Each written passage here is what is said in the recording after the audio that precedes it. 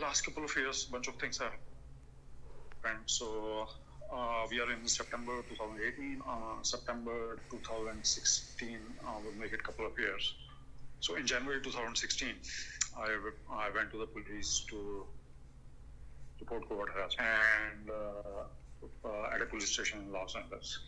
And they just, the police, I didn't know that it's a very, very bad idea to go to police for anything at that time. Because unfortunately, the image that is created about the police is that it's there to serve you, it's there to help you. So I got bamboozled, I got... but you understand it's tough for the police when you go and say, I have noises under my toilet and cupboard sounds, and I'm woozy. There's not much for the police to do there, right? I mean, if you, with all of your expertise, intelligence, internet access, and community, can't detect anything, I'm not sure how the two-finger comp typist Flatfoot is going to be able to rip the veil off this conspiracy, right? Exactly, and that's what I thought. That's why I went to the police. I was not expecting much, so I just went to the police, just hoping that I would, I would put a little bit of a kink in the efforts that these harassment agencies were putting. So I was not expecting much. But what happened at the police station was horrifying. So the police officer was on duty at the desk. He told me that hang around, we'll have a person come over and they will take care of your problem. And then there was a lady who called herself Sandy. She came an hour or two later, and she asked me a few questions, which I answered honestly. Not that yes, I'm being harassed. The components of harassment are noises in my apartment, and I suspect that there are electromagnetic fields or some energy waves which are being used to make me woozy, which are not allowing me to go to work and... Wait, hang on, sorry, Sanjay. Yeah. You told the police investigator, this woman, about invisible energy weapons that were making you woozy. Well, I don't know whether she was an investigator, but yeah. So here again, he's like trying to sensationalize this, and he's putting words in my mouth. So I never call these invisible energy weapons. It's a term which is not very useful at all, because many forms of energy are invisible, and a person who is as knowledgeable as Stefan,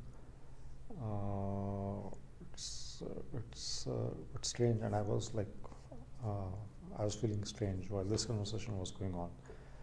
Why would a person use a term like invisible with energy when even lay people know that many forms of energy are invisible? For example, X-rays are invisible, and infrared light is invisible. Sound is invisible, although you can hear it, and the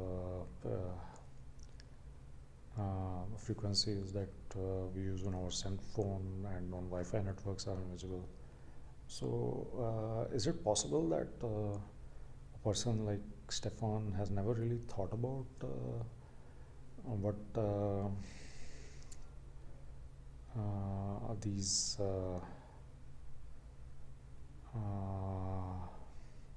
different types of energies are, and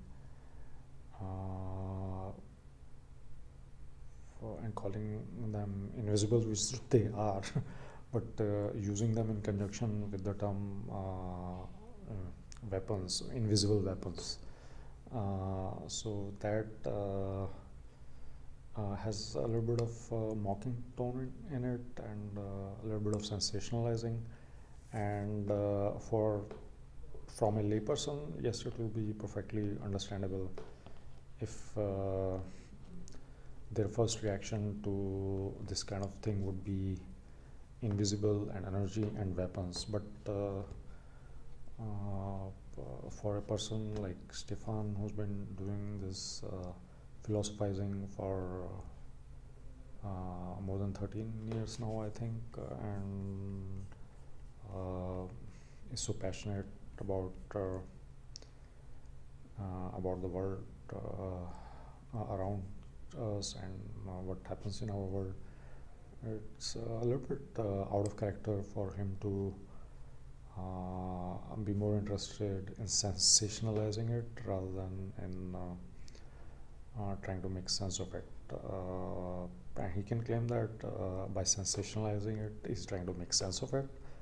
But I would say it is still quite uncharacteristic of him to be dealing with this in this fashion, because I have not heard that type of sensationalism in many of his other podcasts.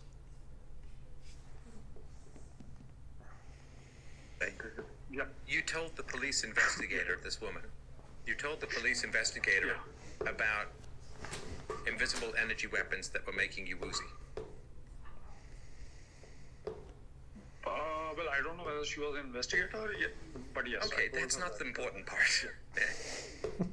I mean, you understand that to outsiders, it sounds nuts, right?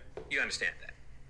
Yes, it does. Yes, it does. So, why wouldn't you just, I mean... Exactly. So now here he got an admission from me that to an outsider it sounds nuts. So again the use of language, nuts. So he keeps going in that direction, crazy. Now to an outsider, here I admit it, it's not, but it doesn't really have to be nuts. So you could say that, you know, if I'm sitting here in Los Angeles and I'm speaking with somebody in Canada, and I'm using this little piece of metal. About 10 to 20 years ago, that would sound very, very improbable to anybody. But it would be a stretch to say that it will be nuts. It will sound unbelievable. It might sound unbelievable. It might sound outlandish. It might sound incredible. But sounding nuts is going in a direction where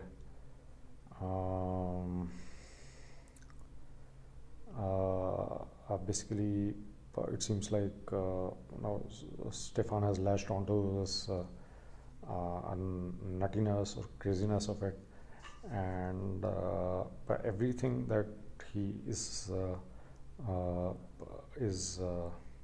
speaking now has that angle in one form or another, and he tries to keep making me admit to that, and this time he succeeded because I gave in to his repeated exhortations to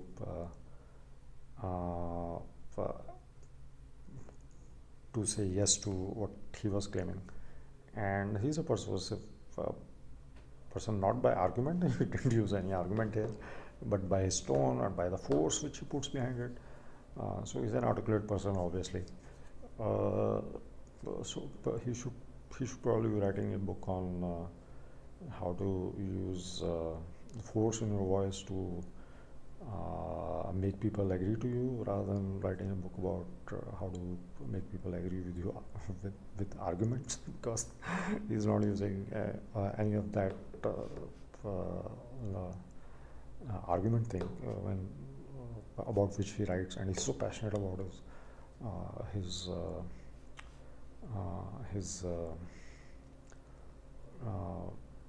strong belief that it's reason and it's argument, and you can come to a conclusion, you can come to a common ground with people who are of different opinion than you, and they should be listening to arguments, they should be listening to reason. He doesn't sound like a person who's listening to reason at all. So it's like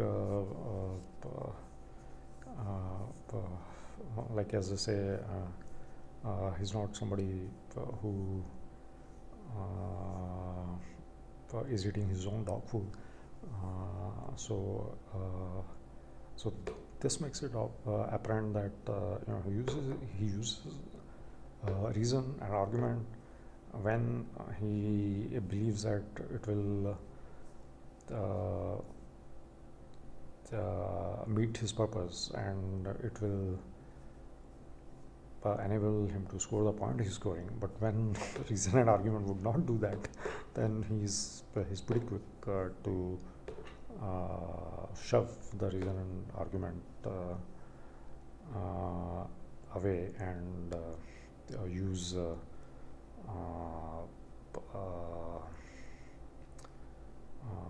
force in his voice and the bullishness in his tone to make the other person agree that that is the truth, and we don't need an argument, or we don't need reasoning to evaluate it, because that is the truth. So don't you think, Stefan, that you sound very much like the leftists who you criticize so much, and who you implore that they should be employing more reasoning and more rhetoric? Doesn't it seem here that you are sounding very much like the leftists who you are criticizing so much?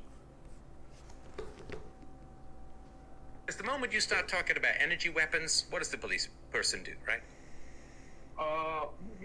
Actually, that's what I thought. I mean, the police will say, "Oh, we don't believe you. Just go back home," or something like that. But what that lady did. Wait, go back home. Oh, I see what you mean. Sorry, go ahead. Go back home. Yeah, just go back home. But what that lady did is that she had a mental filter going on. So anything that I actually went to the police station from my work in lunch hour. I drove to the police station in lunch hour, and so that lady had a mental filter going on, and she decided that I was reporting hearing voices while I never said voices. I'm sorry, you were reporting what? And sound. So I was saying that that lady decided that I reported hearing voices. I reported hearing voices. No, that's not true. It was other sounds, not voices. Yeah, exactly. So she had a mental filter going on, and she twisted whatever. I told her. But I mean, sorry, Sanjay, honestly, I'm just trying to understand, right? Yeah. So you won't talk to your landlord, you won't talk to your neighbors, you won't talk. So almost exactly like that lady called Sandy, who arrived at the police station where I had gone to resolve, presumably to resolve my issue. So exactly like that lady had a mental filter going on to filter out anything which made sense about what I was saying, and latch on to anything which was a little bit more outlandish and exaggerated. So make noises and twist them into voices. So exactly like that lady did is what Stefan is doing. So it's incredible, like how similar their modus operandi are.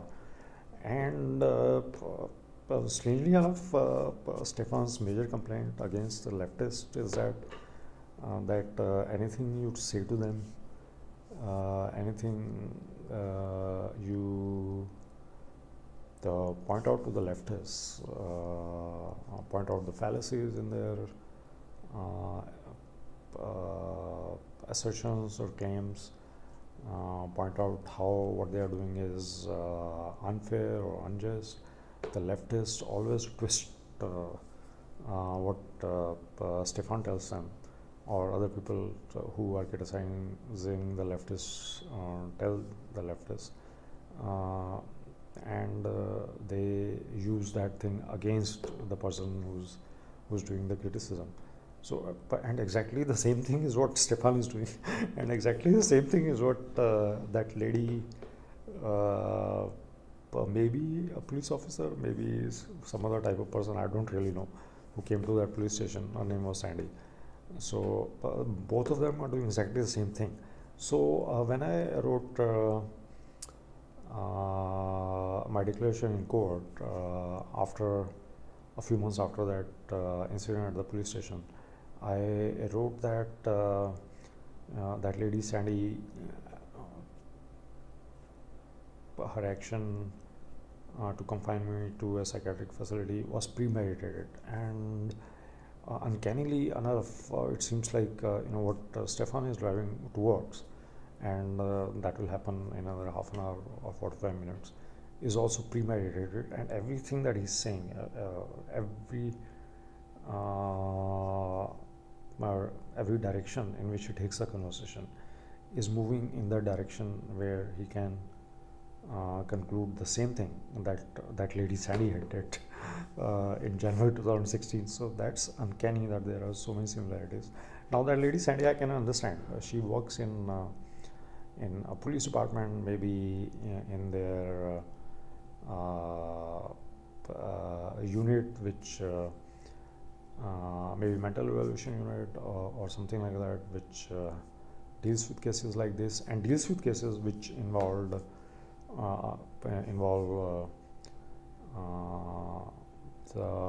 people who are fighting child custody cases, and she might be also involved somewhat in the social services angle of the women's shelter organization with which my ex-wife is associated. So in her case, it makes quite a bit of sense that she might already have made a few phone calls, and she had already decided that this is what I'm going to do. I'm going to confine this person to a psychiatric facility. And then she came and asked a few questions, and finally made a report that this person has to go to psychiatric facility, and she would have done that irrespective of whatever I had said or I had not said. But in case of Stefan, it is it is going to take a little bit more stretch of imagination to figure out why he's doing that. So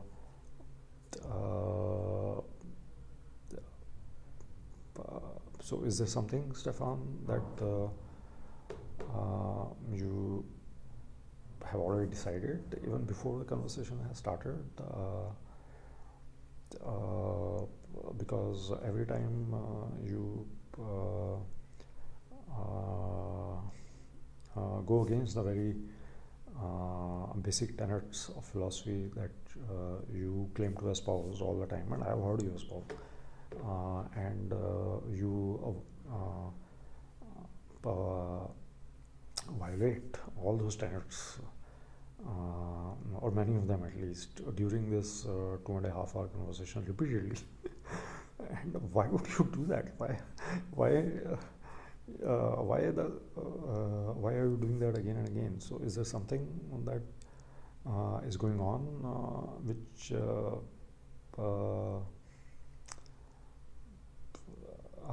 is making you